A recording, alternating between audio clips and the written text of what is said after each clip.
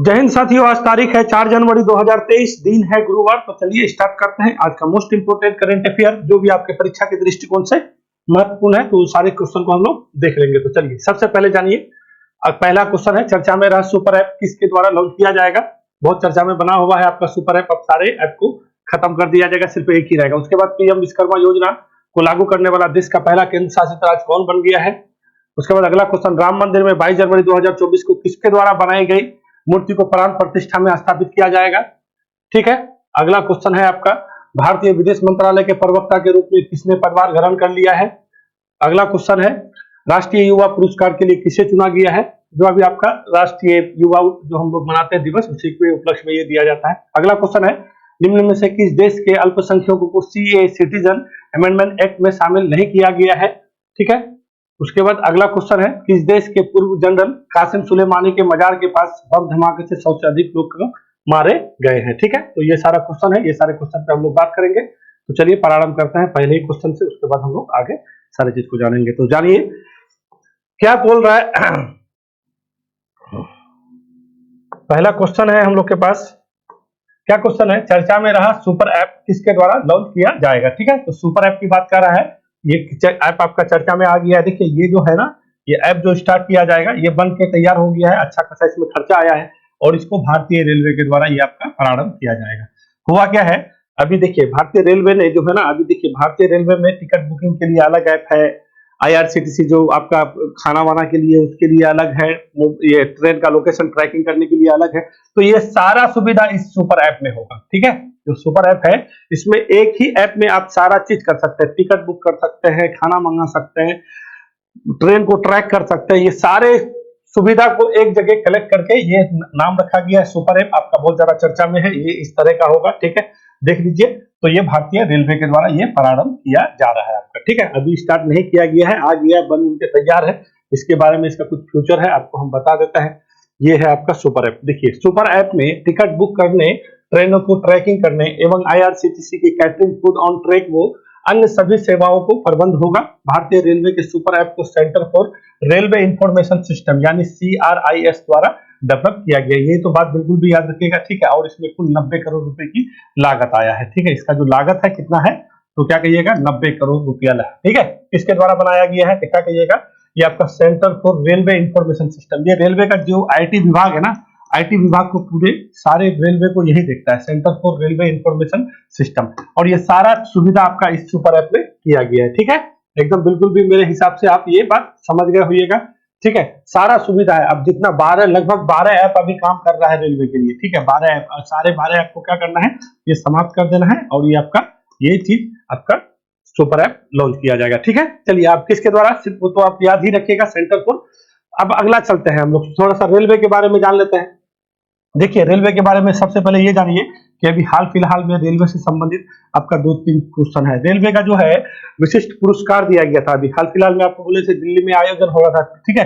तो प्रशस्ति श्रीवास्तव को दिया गया था। ये बात बिल्कुल याद रखिएगा कि प्रशस्ति श्रीवास्तव को रेलवे का सर्वोच्च जो पुरस्कार होता है वो दिया जाता है। और रेलवे की जो है पहली महिला आपका जो है, अभी जो रेलवे बोर्ड की जो अध्यक्ष बनी है आपका जया वर्मा सिन्हा है। क्या, कौन कहिएगा, जया वर्मा सिन्हा है। ठीक है। इसको बिल्कुल भी नाम याद रखिएगा। और पहली बार ऐसा हुआ है कि महिला बनी है। ठीक है। और रेलवे बोर्ड को, मतलब जो रेलवे है, रेलवे बजट को आम बजट में जब मिला दिया गया था, वो बजट भी याद रखिएगा। तो आपका एक विवेक देवराय समिति आया था। ठीक है। तो विवेक देवराय समिति याद रखिएगा, 2015 में ये आया था। कब आया था, 2015 में आया था। और 2017 में रेलवे बजट को आम बजट में क्या कर दिया गया था, मिला दिया गया था। कब कहिएगा, 2017 में। यहाँ से जो इंपोर्टेंट चीज है वो सारा चीज आपको हम बता देते हैं। विवेक देवराय। अब देखिए एक और कमेटी आया था जब रेलवे बजट को आम बजट में अलग किया गया था। ठीक है। तो एकवर्थ समिति आया था। कब आया था, 1920 में आया था एकवर्थ समिति। बहुत बार पूछता है। और ये कब मिलाया गया था, देखिए अलग किया गया था, 1924 में किया गया था। ये याद रखिएगा, 1924 में एकवर्थ कमेटी आया था। उस कमेटी के सिफारिश पर 1924 में क्या कर दिया था, रेलवे बजट को आम बजट से अलग कर दिया गया था। कब की बात है, 1924 की बात है। तो ये दोनों बात याद होना चाहिए। रेलवे बजट को आम बजट से कब अलग किया गया था, एकवर्थ कमेटी 1920 में आया था और 1924 में अलग कर दिया गया था। मिला दिया कब रेलवे बजट को आम बजट में, तो क्या कहिएगा, विवेक देवराय कमेटी आया था 2015 में, 2017 में मिला गया था। रेलवे बोर्ड का गठन कब हुआ था, 1905 में हुआ था। ठीक है। ये बात बिल्कुल भी याद रखिएगा। भारत में सबसे पहले रेलवे कब चला, 1853 में चला था मुंबई में। थाने से चला था, ठीक है, तो आप लोग वो सब जानते ही हैं। जो ये इंपॉर्टेंट बहुत बार ये आपको पूछ दिया जाता है कि रेलवे बजट को आम बजट में कब शामिल किया गया, तो विवेक देवव्रत समिति 2017, और ये कब, ये जो है ये 2017 से आपका फिर, अब क्योंकि अब बजट आने वाला है इसी वजह से ये सारा चीज हम आपको थोड़ा सा बता देते हैं। अब रेलवे का जो है बजट भी आपका आएगा। अब देखिए रेलवे से और बहुत सारा इंपोर्टेंट, रेलवे जोन टोटल कितना हम लोग के पास है, 19 जोन है और 73 मंडल है, ठीक है, याद रखिएगा। और जया वर्मा सिन्हा अभी कौन है, रेलवे बोर्ड के अध्यक्ष है, तो उसी के द्वारा आपका सुपर ऐप लॉन्च किया जा रहा है। तो रेलवे सुपर ये कहेगा कि आपको कोई कहेगा कि सुपर ऐप कौन सा जो है किसके द्वारा लागू किया जा रहा है या किसके द्वारा लागू किया जाएगा या किया गया है, ये सारा चीज कोई भी आ सकता है। तो भारतीय रेलवे के द्वारा कहिएगा कि इसमें सारा सुविधा होगा, क्योंकि अभी देखिए वंदे भारत चल रहा है, अभी अमृत भारत भी रेलवे आपका उस दिन प्रधानमंत्री मोदी जी जो है अयोध्या जी से, मतलब अयोध्या से क्या किए हैं, लॉन्च किए हैं कि नहीं है, तो ये सारा फीचर है। इस सब चीज को बिल्कुल भी हम लोग को जानते चलना है। अब आइए, पीएम विश्वकर्मा योजना को लागू करने वाला देश का पहला केंद्र शासित राज्य कौन बना है, ठीक है। तो पीएम विश्वकर्मा योजना जानते हैं ना, 15 अगस्त के दिन जब है लाल किला से प्रधानमंत्री जी घोषणा किए थे कि जितने भी कारीगर है, ठीक है, बढ़ई है, मतलब जो भी कारीगर श्रेणी में आते हैं, जो भी अपना हस्तशिल्प वाला काम करते हैं, तो उसके लिए हम एक योजना लेके आएंगे, पीएम विश्वकर्मा योजना। और इसको लागू कब कर दिया गया, तो क्या कहिएगा, 17 सितंबर, जब उसके जन्मदिन के शुभ अवसर पर, ठीक है। तो पीएम विश्वकर्मा योजना सेंट्रल सरकार द्वारा 17 सितंबर को लॉन्च किया गया था। तो इसको लागू करने वाला जो पहला केंद्र शासित राज्य बन गया है आपका जम्मू कश्मीर। जम्मू कश्मीर में एक जिला है शोपिया जिला, कहाँ पे कहिएगा, शोपिया जिला से इसको लागू किया गया है। देखिए इसमें क्या है ना, ये बहुत इंपॉर्टेंट है, कोई भी है, कोई दर्जी है, बढ़ई है, कारीगर है, लोहार है, ये सारे को अपना क्या करेगा ना, 7 से 8 दिन का देता है, 7 से 8 दिन का जो है आपका बुनियादी प्रशिक्षण देता है, 7 से 8 दिन का बुनियादी, और अगर उन्नत प्रशिक्षण कहिएगा तो 15 दिन का देता है। उसके बाद आपको एक प्रमाण पत्र दिया जाएगा, साथ में आपको आईडी कार्ड दिया जाएगा और 15,000 रुपया दिया जाता है। कितना, 15,000 रुपया, और ये सारा टूल किट के लिए ये दिया जाता है, ठीक है। ये सारा देने के बाद आप एक तरह से क्या हो गए, दक्ष हो गए, आप कहीं पे भी जाके अपना काम कर सकते हैं, क्योंकि आपको क्या मिल जाएगा, आपको प्रमाण पत्र मिल जाता है। तो ऐसा करने वाला पहला देश का पहला जो है आपका केंद्र शासित प्रदेश जम्मू कश्मीर बना है। तो बिल्कुल भी याद रखिएगा, जम्मू कश्मीर के उपराज्यपाल है मनोज सिन्हा। यहाँ पे ऐसा होने से क्या है ना कि वहां पे जो भी लोग काम वाम करते हैं उसके लिए बहुत इंपॉर्टेंट है। अब आइए, ये कितना हजार से ये जो योजना शुरू किया गया था, कितना हजार से, तो यहाँ क्या कहिएगा, 15,000 करोड़ रुपया इसमें जो है आपका इतना रुपया से इसको जो है, इसका नोडल मंत्री जो है एमएसएमई मंत्रालय और आपका वित्त मंत्रालय का जो है, उसी के तहत उसको फाइनेंस किया जाता है। ये दोनों मंत्रालय के तहत इस योजना को प्रारंभ किया गया है और पहला राज्य बन गया है आपका जम्मू कश्मीर। तो जम्मू कश्मीर से संबंधित कुछ चीज है उसको हम आपको बता देता है। जम्मू कश्मीर जो है 31 अक्टूबर क्या कहिएगा, 31 अक्टूबर 2019 को क्या बना, तो केंद्र शासित प्रदेश बना। अभी आपको जम्मू कश्मीर आपका पुनर्विधेयक आया था, पुनर्गठन विधेयक, उसके भी बारे में बताए थे लोकसभा, ये आपका वहां पे विधानसभा इलेक्शन भी होगा। अभी बोला है कि अभी फिलहाल नहीं कराएंगे बट हम कराएंगे, ठीक है।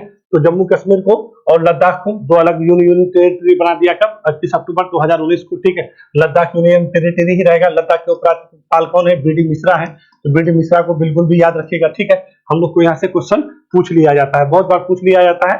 तो ये विश्वकर्मा आपका योजना कहाँ हो जाएगा, तो क्या कहिएगा, क्या कहिएगा, ये योजना को बिल्कुल भी याद रखिएगा, जम्मू कश्मीर से ये आपका लॉन्च किया गया। इस योजना का उद्देश्य क्या है, कारीगरों को सशक्त बनाने के लिए क्या करेंगे, मान्यता, प्रशिक्षण, टूल किट, प्रमाण पत्र, विपणन सहायता और आसान ऋण प्रदान करना है। योजना को 7 से 8 दिन के लिए बुनियादी प्रशिक्षण दिया जाएगा, ठीक है।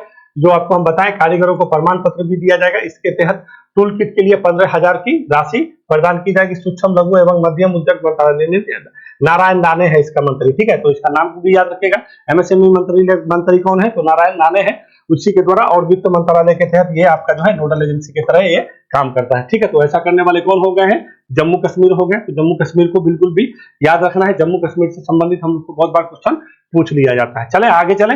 राम मंदिर में 22 जनवरी 2024 को किसके द्वारा बनाई गई मूर्ति प्राण प्रतिष्ठा में स्थापित की जाएगी। तो आप लोग जानते हैं राम मंदिर हम लोग का जो है कोर्ट के द्वारा फैसला आया था, क्या तारीख को आया था, ये फैसला को तो बिल्कुल भी याद रखिएगा, ठीक है।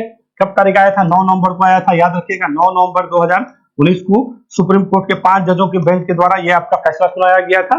तब से आपका कार्य करना प्रारंभ हुआ और यहाँ पे आपका जो है प्राण प्रतिष्ठा कब की बात की गई है, 22 जनवरी को उद्घाटन यहाँ पे जो है प्राण प्रतिष्ठा होगा। तो याद रखिएगा 22 जनवरी 2024 को, ठीक है ना, ये बिल्कुल भी याद रखिएगा। तो वहां पे जो मूर्ति स्थापित किया जाएगा, ठीक है ना, जो मूर्ति स्थापित किया जाएगा उसी के बारे में पूछ रहा है। तो यही है आपका अरुण योगी राज जो बहुत सुर्खी बटोरा हुआ है, एक मंत्री है, ठीक है, प्रहलाद सिंह पटेल, उसी के द्वारा कल ट्वीट भी किया गया, बहुत ट्रेंडिंग में है ये, ठीक है, इसको आप लोग सर्च कीजिएगा, क्योंकि मूर्ति कला शुरू से हम लोग पढ़े हैं और मूर्ति कला से संबंधित चीजें हम लोग को पूछ भी लिया जाता है। हम लोग तो मतलब एंशियंट हिस्ट्री से मूर्ति कला का चीजों को पढ़ता है, तो मूर्ति कला में इसका ये कर्नाटक के मैसूर के हैं, ठीक है, मैसूर घराने के मूर्ति कला है, एमबीए किए हुए थे ये, ठीक है, पहले एमबीए करके नौकरी भी करने गए, फिर छोड़ छाड़ के आके मूर्ति बनाने लगे, और इसी के द्वारा जो बनाया गया है ये तीनों जो है, ये भगवान श्री राम का जो है, रामलला का जो मूर्ति बना है 51 इंच का मूर्ति है, ये बिल्कुल भी याद रखेगा, 51 इंच का मूर्ति है, और 5 साल की अवस्था को रामलला को दर्शाया गया है, ठीक है, तो बिल्कुल भी जान जाइएगा,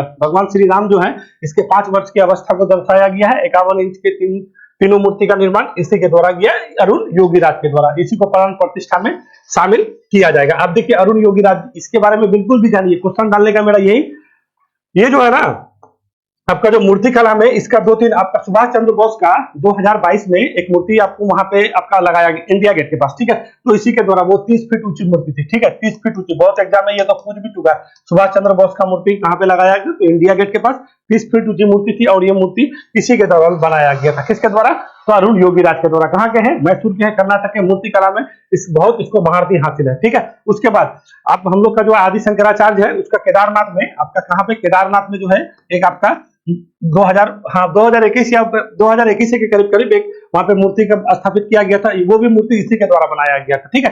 तो अरुण योगीराज आ गए हैं लाइमलाइट में, इसको बिल्कुल भी जानिएगा, कहेगा कि इनका संबंध किससे है, या रामलला का जो मूर्ति प्राण प्रतिष्ठा में जो मूर्ति बनाया गया, क्योंकि देखिए इसका चयन कर लिया गया आपका 30 दिसंबर को, ठीक है ना, तो हम थोड़ा सा लेट हो गए, ठीक है, तो कल आपका ट्रेंडिंग में था, ये आपका न्यूज़पेपर में भी था, तो हम सोचे कि ये क्वेश्चन आपको हम दे देते हैं, ये बिल्कुल भी हम लोग के लिए इंपॉर्टेंट है, ठीक है। तो चलिए थोड़ा अरुण योगीराज के बारे में थोड़ा जान लेते हैं। अरुण योगीराज मूर्ति कला की दुनिया में अब तक की बड़ी बड़ी हस्तियों का मूर्ति बना चुके हैं, उनकी ही बनाई गई सुभाष चंद्र बोस की 30 फीट ऊंची मूर्ति नई दिल्ली के इंडिया गेट पर स्थापित किया गया। अयोध्या के राम मंदिर के गर्भगृह के लिए रामलला की 3 प्रतिमा बनाई गई है, तीनों की लंबाई 51 इंच है। कमल आसन पर विराजमान रामलला की 5 साल की बाल स्वरूप को दर्शाया गया है। तो क्या कहिएगा, अगर पूछ देगा कि रामलला का जो है मूर्ति जो बनाया गया है, जो प्राण प्रतिष्ठा के लिए वहां पे स्थापित किया जाएगा, कितने साल का है, तो क्या कहिएगा 5 साल का, ठीक है, बिल्कुल भी याद रखिएगा, 5 साल का जो है बाल स्वरूप को दर्शाया गया है। एक प्रतिमा मकराना पत्थर तो बिल्कुल भी जानते हैं, संगमरमर होता है मकराना पत्थर से, और 2 कर्नाटक के पत्थर से तैयार किया गया। हम हर चीज को आपको डिफाइन कर दिए हैं, तो मकराना पत्थर से एक मूर्ति होगा जो मकराना पत्थर का होगा, और 2 मूर्ति जो है कर्नाटक पत्थर का है। और जानते हैं ना, कर्नाटक को हनुमान जी का क्या घर माना जाता है कि नहीं जाना, तो भगवान राम हनुमान के बिना अधूरे हैं, तो इसी वजह से कहा जाता था, कल ये ट्रेंडिंग में था कि हनुमान जी का जो है कर्नाटक के धरती से आपका राम जी के लिए क्या किए हैं, तो मूर्ति बनाए, ठीक है। तो ये दोनों याद रखिएगा, मकराना पत्थर और आपका कर्नाटक पत्थर, और ये दोनों पत्थर आपका कहां से, तो भगवान श्री राम का मूर्ति के लिए बनाया गया है। कितना, 51 इंच का मूर्ति होगा, 5 साल के बाल अवस्था को दर्शाया गया है। तो कमल आसन पर जो विराजमान रामलला की कितने साल का आपका बाल स्वरूप को दर्शाया गया है, 5 साल का, ठीक है। तो चले, मेरे हिसाब से सब कुछ यहाँ पे आपको हम क्लियर कर दिए, ठीक है ना। तो 51 इंच का मूर्ति होगा, प्राण प्रतिष्ठा के लिए 22 जनवरी को इसी को चुना गया है। ये प्रधानमंत्री मोदी जी से भी मिले हैं, ठीक है, सुभाष चंद्र बोस का जब ये मूर्ति लेके, देखिए ये क्वेश्चन आप देख सकते हैं, यहाँ पे आप देख सकते हैं, ये है आपका योगीराज, ठीक है, ये प्रधानमंत्री, देखिए ये सुभाष चंद्र बोस का ये आपका मूर्ति है, ठीक है। तो ये मूर्ति कला में मैसूर घराने के हैं। अगर आपको पूछ देगा कि योगी आदित्यनाथ कौन, बहुत बार शैली से क्वेश्चन पूछ लेता है, तो ऐसे ही पूछता है, मैसूर घराना, बनारस घराना, ग्वालियर घराना, संगीत उंगीत से नहीं पूछता है। तो इस तरह से आप चीजों को समझ सकते हैं, ठीक है। तो यही है, मैसूर घराने के हैं, कर्नाटक के हैं, इसी के द्वारा बनाया गया, 51 इंच का है। तो क्या कहिएगा, अरुण योगीराज, इसी के द्वारा बनाया गया। प्राण प्रतिष्ठा कब होगा, तो क्या कहिएगा 22 जनवरी को।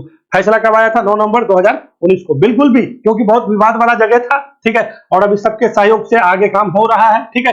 तो ये सारा चीज हो बढ़िया से, ठीक है ना। तो कहने का मतलब है, तो आपका अरुण योगीराज को जानते चलना है। आगे चलते हैं, अगला क्वेश्चन क्या है, भारतीय विदेश मंत्रालय के प्रवक्ता के रूप में किसने पदभार ग्रहण कर लिया है। तो भारतीय विदेश मंत्रालय का प्रवक्ता आपका अरिंदम बागची थे, ये है आपका अरिंदम बागची, ठीक है ना।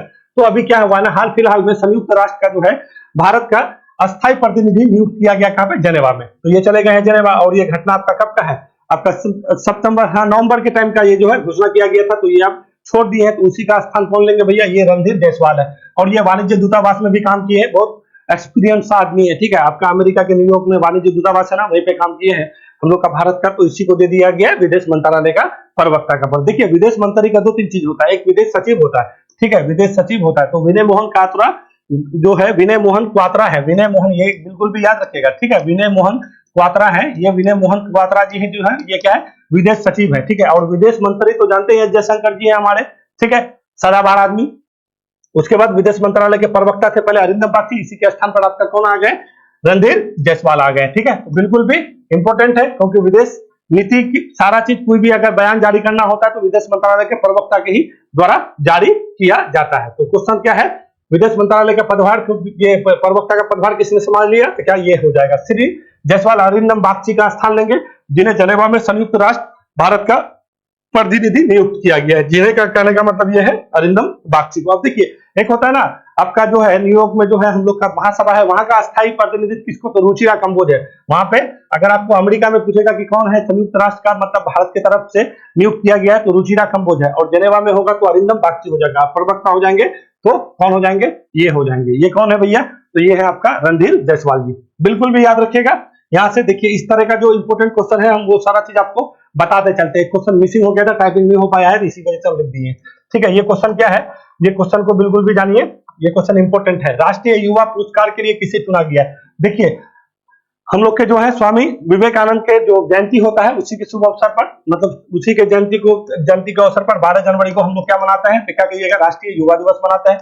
पिछले बार भी मनाए थे तो इस बार भी मनाएंगे। तो राष्ट्रीय युवा दिवस के शुभ अवसर राष्ट्रीय युवा पुरस्कार दिया जाता है। तो इस बार चुना किया गया है बिसाती भारत को, ठीक है। तो बिसाती भारत ये आंध्र प्रदेश के हैं, ठीक है, कहां से कहिएगा, आंध्र प्रदेश के हैं, उसी को ये पुरस्कार के लिए चुना गया है। हम लोग के लिए इंपॉर्टेंट है। तो जिस दिन आपका राष्ट्रीय युवा दिवस होगा तो हम लोग बात करेंगे, 12 जनवरी को मनाते हैं, स्वामी विवेकानंद के जयंती के अवसर पर मनाते हैं। स्वामी विवेकानंद का जयंती कब हुआ था, 1863 को, ठीक है। तो ये सारा चीज हम लोग बात करेंगे स्वामी विवेकानंद के बारे में जब होगा, मगर ये आपका राष्ट्रीय युवा पुरस्कार के लिए चुना गया है, तो ये बात थोड़ा सा आपको हम बता देते हैं। तो कौन है, बिसाती भारत है, ठीक है। तो 27वें राष्ट्रीय युवा दिवस आपका होने जा रहा है 2024 में, तो उसी में आपको बिसाती भारत को दिया जाएगा, क्या कहिएगा, राष्ट्रीय युवा पुरस्कार। देखिए राष्ट्रीय युवा दिवस हम लोग बनाते हैं ना, 1984 में सबसे पहले इसका घोषणा किया गया था और 85 में पहली बार मनाया गया था। तो हम लोग बिल्कुल भी याद रखेंगे, इस बार 27वां राष्ट्रीय युवा दिवस होगा, ठीक है। उसी के अवसर पर आपको राष्ट्रीय युवा पुरस्कार दिया जाएगा। किसको कहिएगा, बिसाती भारती को। कहाँ के है, आंध्र प्रदेश में। क्यों मनाते हैं, तो 12 जनवरी को स्वामी विवेकानंद के जयंती के शुभ अवसर पर मनाते हैं, ठीक है। चले तो कब दिया जाएगा, तो वही जब 12 जनवरी को हम लोग उसी के अवसर पर जब राष्ट्रीय युवा दिवस मनाएंगे उसी के शुभ अवसर पर उसको दिया जाएगा। अगला क्वेश्चन आइए, अगला क्वेश्चन क्या है, निम्न में से किस देश के अल्पसंख्यकों को सीएए में शामिल नहीं किया गया है। देखिए सीए मतलब क्या हो गया, सिटीजन अमेंडमेंट एक्ट, ठीक है। अब एक होता है सीएबी, ठीक है। तो सिटीजन अमेंडमेंट बिल, कोई भी बिल जब पारित हो जाता है तो बिल के बाद जो हो जाता है उसको क्या कहते हैं, अधिनियम कहते हैं या एक्ट कहते हैं। तो सीएबी और सीएए में परेशानी नहीं होना है। अब देखिए कोई भी सीएए होगा या सीएबी होगा तो ये क्या होगा, तो हम लोग का नागरिकता कानून है, नागरिकता कानून है। 1955 में सबसे पहली बार नागरिकता कानून बना था और इसमें अब तक 6 बार संशोधन हो चुका है। तो इसी 1955 का जो नागरिकता कानून है इसी में संशोधन होता है, उसी को हम लोग सीएए बन गया है। पहले क्या था, ये सीएबी था और ये सब हुआ कब था, 2019 में हुआ था। ये क्वेश्चन हम क्यों दिए हैं, ठीक है, बात तो ये भी है ना। ये क्वेश्चन देने का मतलब ये है कि ये बिल आपका 2019 में आया था और 2019 में आपका 9 दिसंबर 2019 को, क्या कहिएगा, 9 दिसंबर 2019 को ये कहां से पारित हुआ था, लोकसभा से। फिर 11 दिसंबर 2019 को क्या कहिएगा, राज्यसभा से पारित हुआ। और 12 दिसंबर को क्या हुआ था, 12 दिसंबर को राष्ट्रपति द्वारा हस्ताक्षर कर दिया गया था। तो ये जितना भी डेट बोले हैं बिल्कुल भी याद रखिएगा। अब ये हुआ क्या है, ये कई बार से आपका लटका हुआ था। 10 जनवरी 2020 को ये लागू भी कर दिया गया था, फिर ये पोस्टपोन हो गया क्योंकि नियम उयम बनाना होता है, बहुत सारा चीज होता है ना। तो ये सारा चीज नहीं होने के कारण फिर विरोध भी हुआ, कोरोना भी आ गया। शाहीन बाग वाला मैटर आप लोग को पता है कितना हुआ था, कोरोना की वजह से फिर शाहीन बाग का वहां पे प्रोटेस्ट थमा, फिर सरकार लेट होते होते तो अभी जाके आपका अब ये 26 जनवरी को कहा जा रहा है। 26 जनवरी को ये आपका, जैसे 22 जनवरी को रामलला का प्राण प्रतिष्ठा होगा उसके बाद 26 जनवरी को ये आपका लागू होने वाला है। सारे न्यूज़पेपर कवर कर रहे हैं, ये आपका चर्चा में बना हुआ है, तो आपको भी जानना चाहिए, ठीक है। तो सीएए जो है ना आपका क्या होने वाला है, लागू होने वाला है। इसी वजह से मैं ये क्वेश्चन बताया हूं। ये 3 चीज याद रखिएगा, 9 दिसंबर 2019 को लोकसभा से, 11 दिसंबर 2019 को राज्यसभा से और 12 दिसंबर 2019 को राष्ट्रपति का हस्ताक्षर होकर ये जो आपका बिल जो था वो अधिनियम बन गया। कब किस पे संशोधन हुआ है, तो नागरिकता अधिनियम आपका कानून पे। वो कब का था, 1955 का था। कब तक हुआ है, कितना बार हुआ है, 6 बार हुआ है, ठीक है।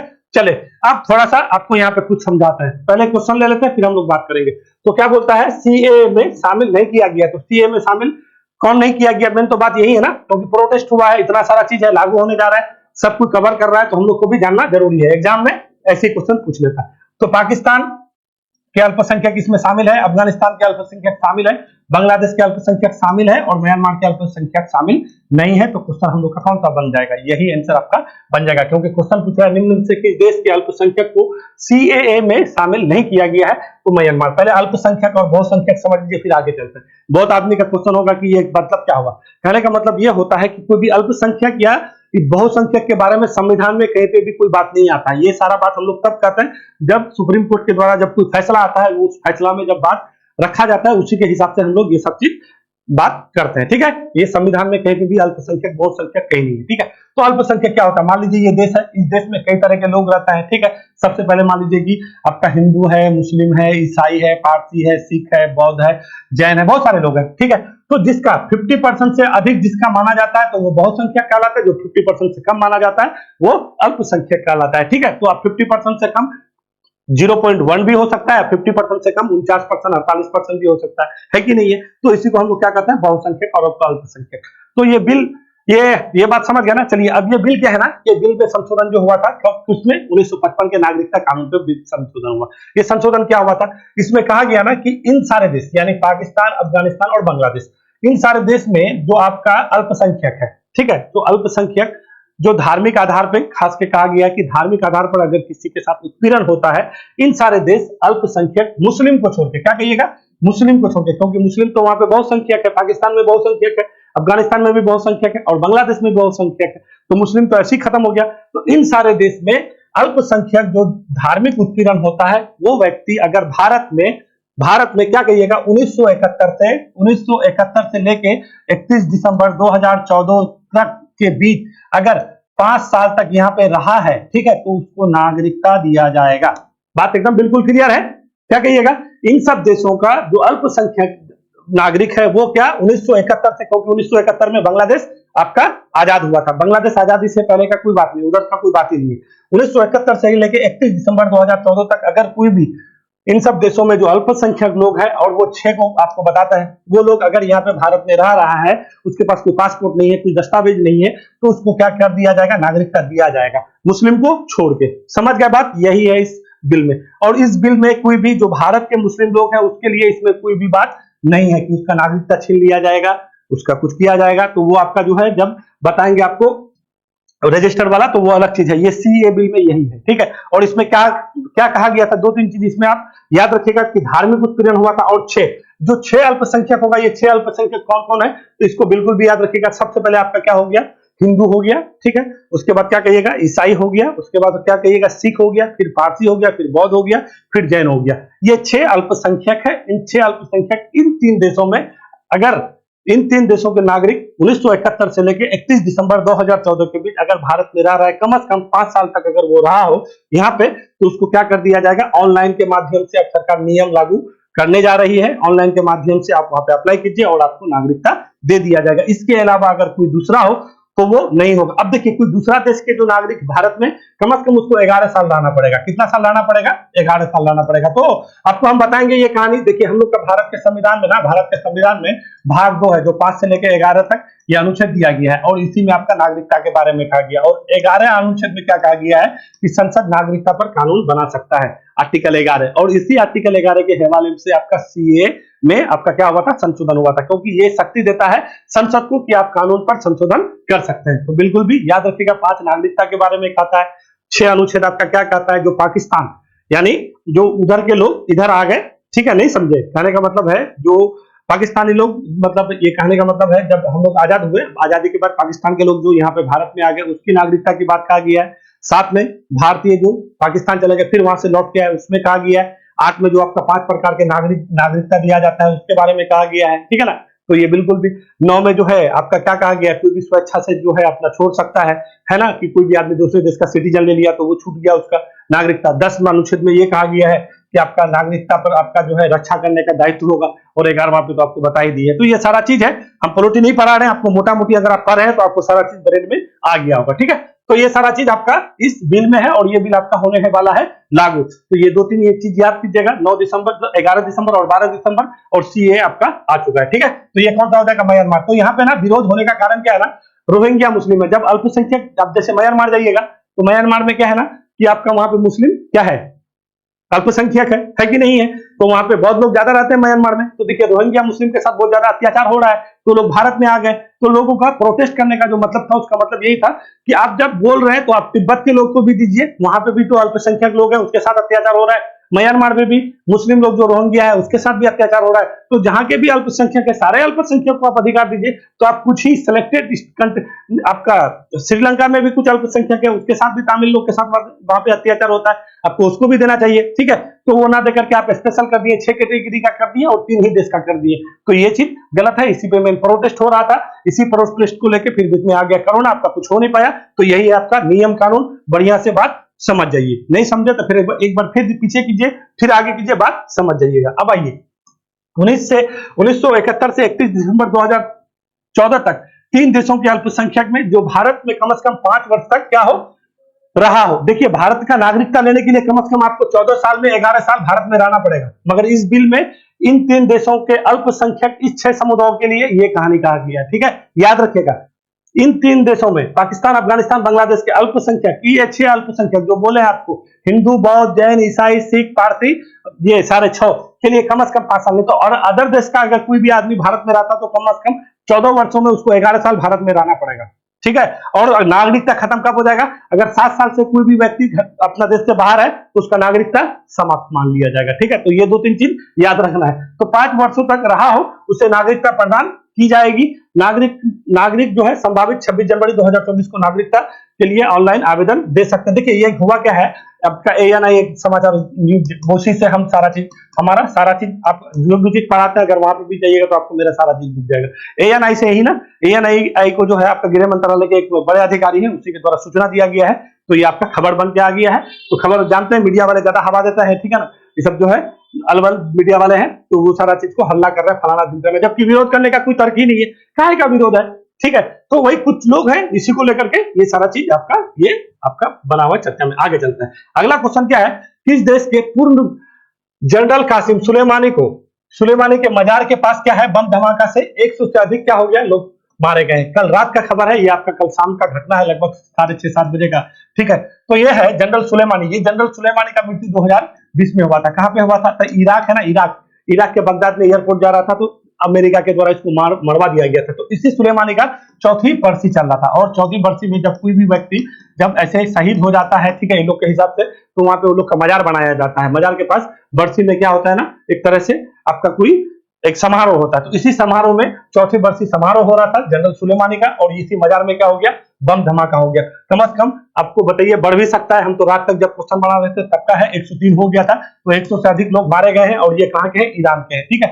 तो आप 3-4 आदमी का नाम याद रखिएगा। एक खुमैनी था, ठीक है, खुमैनी का राइट हैंड कहा जाता था, ठीक है। कुर्द जो सैनिक था उसका मेन ये जबरदस्त आदमी था जनरल कासिम, इसको जो है आतंकवादी घोषित कर दिया था अमेरिका के द्वारा, और इसको मार दिया गया था 2020 में। तो यहीं पे जो आपका हुआ है ना, आप देखिए अब को मिडिल ईस्ट में आपका जो है ना, अब लड़ाई और बढ़ेगा। आप देखिएगा वहां पे अब क्या क्या हो सकता है, क्योंकि ईरान में इतना सारा लोग का मृत्यु हुआ है, और ये जो कासिम सुलेमानी के 4वीं बरसी पे हुआ है, उसके मजार के पास हुआ है, 2 बम विस्फोट हुआ है, ठीक है, और रिमोट से हुआ है, ठीक है ना। सूटकेस रखा गया, इसी में बहुत लोग मारे गए हैं, बहुत हो गया है लफड़ा, ठीक है।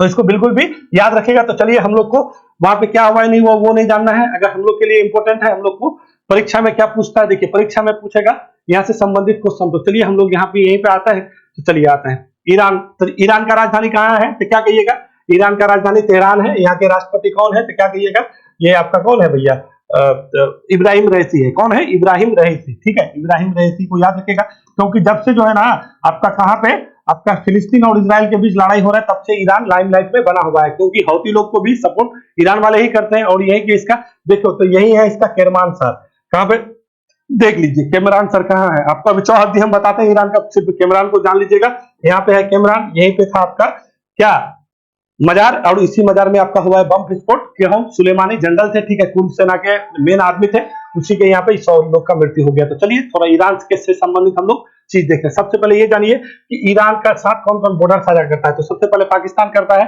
अफगानिस्तान करता है, उसके बाद तुर्कमेनिस्तान करता है। तो तुर्कमेनिस्तान को बिल्कुल याद रखेगा, इसका राजधानी अशाखाबाद है। फिर कैस्पियन सागर, ठीक है, यहाँ पे कैस्पियन सागर है, आपको पता होना चाहिए। 1971 में आपका एक रामसर सम्मेलन हुआ था, ठीक है, और भारत जिसका सदस्य था 1982 में बना था, और रामसर साइट हम लोग के पास कितना है, 75 है, बिल्कुल भी याद रखेगा। तो यही हुआ था रामसर, यही आपका कैस्पियन सागर के बगल में ही।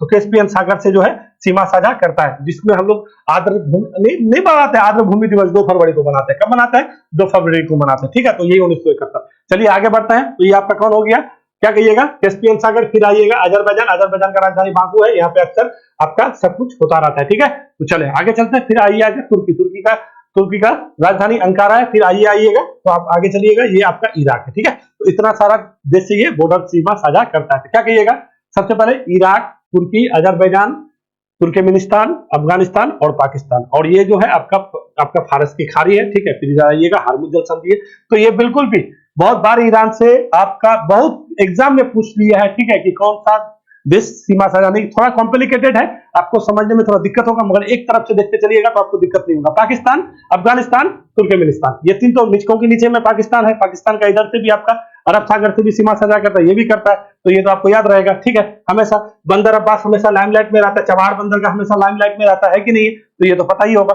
फिर आगे ऊपर आइएगा तो अफगानिस्तान है, ठीक है, अफगानिस्तान। उसके बाद फिर क्या आइएगा, तुर्कमेनिस्तान। सिया सुन्नी से याद रखिएगा कि सिया सुन्नी का लड़ाई चलता रहता था पहले लोग का। इस सबसे पहले तो अफगानिस्तान, पाकिस्तान, अफगानिस्तान और ईरान। फिर आइएगा तो आपका तुर्कमेनिस्तान है, तुर्कमेनिस्तान के बगल में आइएगा तो ये आपका अजरबैजान है। यहाँ पे 3 गो आपका कॉकेसस देश को याद रखेगा, अजरबैजान, आर्मेनिया और जॉर्जिया। तो इन तीनों में से कौन लगेगा, अजरबैजान लगता है, ठीक है। वो लोग नहीं लगता है, अजरबैजान लगता है। फिर आइएगा तो तुर्की बड़ा है। फिर इधर तो इराक तो जानते ही है, इराक हो जाएगा, ठीक है। तो कुवैत कभी नहीं लगता है, ये आपका पर्शियन गल्फ है। तो यहाँ पे 2-3 क्वेश्चन चीज याद रखेगा। सबसे पहले ईरान का कुछ आपको क्या पूछता है, जो आपका मरुस्थल होता है, तो क्या कहिएगा, दस्ते लूट है, ठीक है, और दस्ते कबीर है। कहाँ है दस्ते कबीर, या दो इसका बहुत इंपॉर्टेंट आपका, हाँ दस्ते कबीर। देखिए दस्ते लूट और दस्ते कबीर ये क्या है, आपका मरुस्थल है। बहुत बार पूछता है कि दस्ते लूट का मरुस्थल कहाँ है, तो ईरान में है। दस्ते कबीर कहाँ है, तो क्या कहिएगा, ईरान में, ठीक है। तो ये बिल्कुल भी जानिएगा, या तेहरान इसका राजधानी है। इसका मुद्रा क्या होता है, इसका मुद्रा को ना हम लोग रियाल ही कहते हैं, और इसका आपका उसको क्या कहते हैं, और एक भाषा में आता है जो आपको मंगोलिया भाषा में कहा जाता है, उसको तोरमन कहते हैं, ठीक है, तोरमन। तो ये भी याद रखिएगा, तोरमन कहिए या रियाल कहिए, वही है। इसका मुद्रा है। यहाँ के राष्ट्रपति है इब्राहिम रईसी। यहाँ पे हो गया बम विस्फोट। अब बम विस्फोट हो गया तो यहाँ से संबंधित हम लोग को जानना जरूरी है। तो क्या फारस की खाड़ी है, हार्मुज जल संधि किसके, ओमान के और ईरान के बीच है, ठीक है। ये बिल्कुल भी याद रखिएगा। बंदर अब्बास, बंदर का बहुत बार पूछता है। चबार बंदर का बहुत बार पूछता है। दस्ते लूट, दस्ते कबीर, सब कहाँ है, ईरान में है, ठीक है। और केरमानसर कहाँ है, यही केरमानसर में आपका जो है हुआ है बम विस्फोट। और ये बम विस्फोट की वजह से आपका हो गया यहाँ पे बहुत ज्यादा लफड़ा। जब लफड़ा हो गया है तो हम लोग के लिए इंपोर्टेंट हो गया, ठीक है। तो बिल्कुल भी याद रखना है। तो हुआ क्या था ना, आपको थोड़ा सा जनरल कासिम सुलेमानी का घटना बनाते थे। ये 2020 में ना ये गए थे सीरिया, ठीक है।